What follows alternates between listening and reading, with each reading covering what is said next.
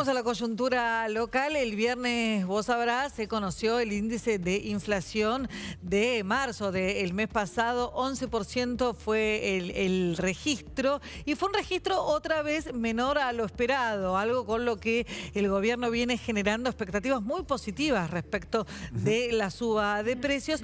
Lo que se empieza a calcular ahora es que se anticipa el famoso mojón de llevar la inflación a un dígito, es decir, por debajo del 10%, a un solo dígito, a 9%, un dígito alto, por cierto. Sí, claro. Y ahí las distintas consultoras, Virginia, tienen todos números, algunos que sí, que se acercan a ese porcentaje. Por ejemplo, CIT, Asesores Económicos, estima que va a estar un poquito por encima. En el Gran Buenos Aires, de en torno al 12%.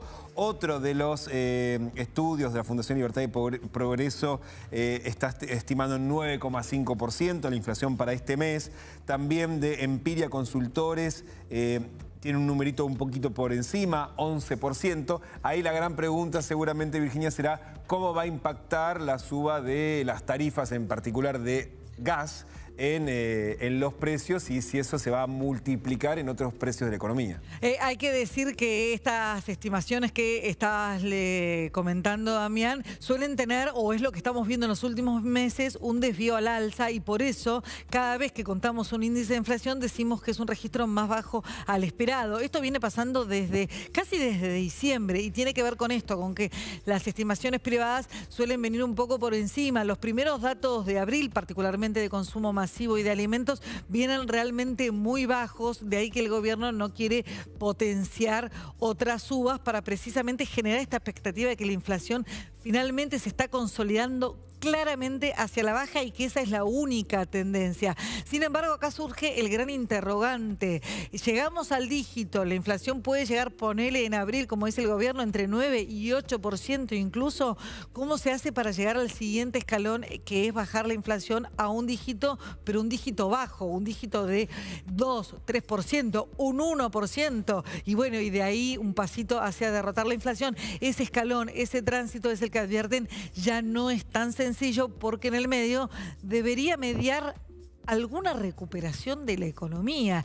Y esto es central porque sabemos hoy estamos en un contexto hiperrecesivo que empieza a generar en la sociedad nuevas preocupaciones de las que veníamos teniendo. Preguntábamos el año pasado cuál era la principal preocupación de cualquiera de nosotros, y cuál era, sin duda, la suba de precios, la inflación. Estaba al tope de todas las encuestas, al tope de la principal preocupación, la suba de precios. Eso está dejando de ser así, sigue siendo la principal preocupación, pero empieza a competir, y esta es una encuesta muy reciente de la consultora Opina, lo damos porque realmente marcó un cambio de tendencia, detectó un cambio de registro en la sociedad. La inflación sigue siendo la principal preocupación, pero muy cerquita ya empieza a impactar mucho esto que te estoy comentando, de el contexto hiperrecesivo y la pérdida del empleo. 32% es la preocupación de la sociedad, ese es el nivel de la preocupación de la sociedad por la inflación. Y 30% por el desempleo, una preocupación que no se veía hace bastante tiempo, precisamente porque el índice de desempleo todavía está en niveles bajos, pero claro, se empieza a sentir el ajuste, se empieza a sentir el enfriamiento, congelamiento, por decirlo claramente, de la economía, y la gente empieza a temer por su puesto de trabajo. Desempleo en el 30%, corrupción en el 20%. Y uno dice, la corrupción, algo que es más alejado del bolsillo. Bueno, esto tiene que ver con que en definitiva se empieza a asociar corrupción un poco con el nivel de precios también. Inseguridad, que solía estar segunda, solía ser inflación y seguridad, bueno, ha caído en el ranking de las preocupaciones. Hay preocupaciones más urgentes en este momento en la sociedad argentina, porque solo 8% de los encuestados pone a la seguridad en primer lugar.